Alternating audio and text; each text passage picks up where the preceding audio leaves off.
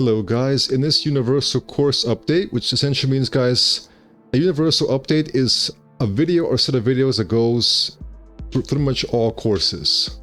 So you're going to see this update in the Ultimate 3D Modeling course, Ultimate Sci-Fi Soldier, Practical Sci-Fi Design, Redesign and Remake.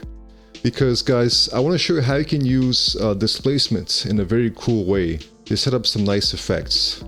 So essentially, you're going to learn how to combine displacement maps with alphas, with masks, to get really cool results without having to go into ZBrush or doing any kind of painting or anything like that. So this is going to be a very beneficial way to add some complex details to your models without having to sculpt it in or model it in. So guys, that would be a nice addition to all my courses. The link to all my courses in the description, guys. So thank you for watching and take care.